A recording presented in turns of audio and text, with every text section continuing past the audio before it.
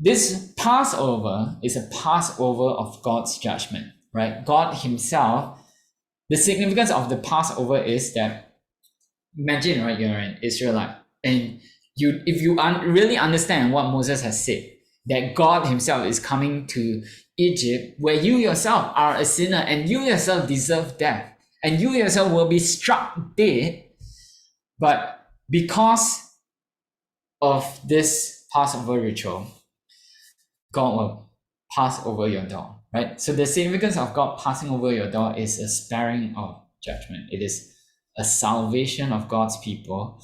And how does this happen? This happens through a sacrifice, right? The sacrifice of the Passover. So in the Passover rite, what happens is a substitutionary death, right? In other words, what happens is a male sheep or goat is slain, and they will take the blood and spatter it on the doorposts and lintels of their house in order to save the firstborn child from death. Why?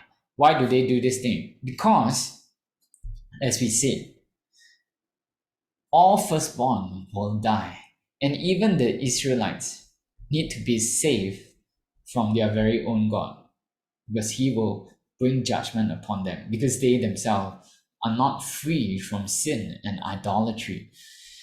And so what they need is a substitutionary death, right? So imagine this young goat or sheep being cut at the throat. If this is a substitution, then that means whoever it is substituting for, this action is meant to happen to that person, correct? If the sheep has literally a hand cutting its throat, killing it completely, draining its blood out, then that means this judgment, this death, is by right meant to be happening to that firstborn.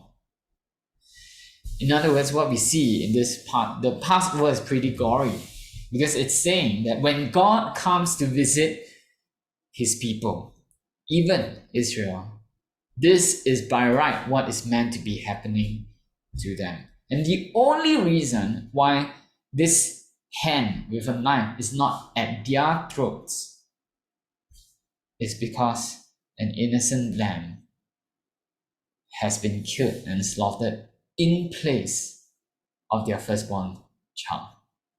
So the Passover is very important for us Christians to understand, because it shows us our real relationship with God. We cannot presume to think that just because we call ourselves Christians, or just because we belong to the people of God, that means God favors us because of our merits. No, not at all. It is not the merit of Israel that spares them from God's judgment. They are idolaters. All men are under sin, remember. And even the Israelites need to be saved from the fiery and holy judgment of God. And the only way that can happen is that punishment must be served on a substitute. Salvation comes through judgment, and the salvation of the Israelites will come through the judgment of a substitutionary death. And that is what the Passover signifies. And so in contrast to the destruction of the Hebrew children, this time the firstborn of the seed of promise are saved from death by virtue of a sacrifice, whereas the seed of Pharaoh are dealt a death blow because there is no substitution for them. And significantly, it is only this death blow that brings about the final liberation from oppression in Egypt. And so we see already a pattern of salvation. When we do biblical theology, in other words, we can see that the gospel is present in every page of scripture in shadow form.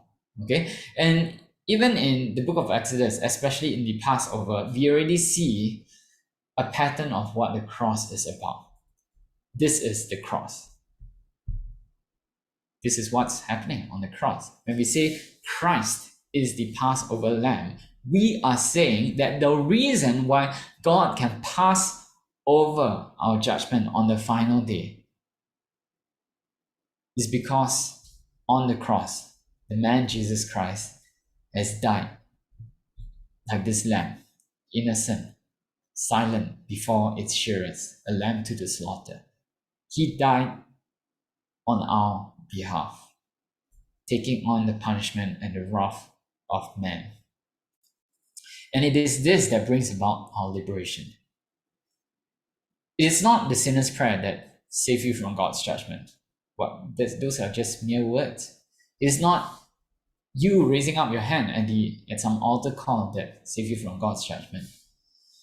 It is not the millions of hours you spend reading your daily bread that saves you from God's judgment. No, it is the blood. Nothing can save from God's judgment other than death. A death needs to pay for your death, and that is already the Passover foreshadows for us the great work that Christ did on the cross.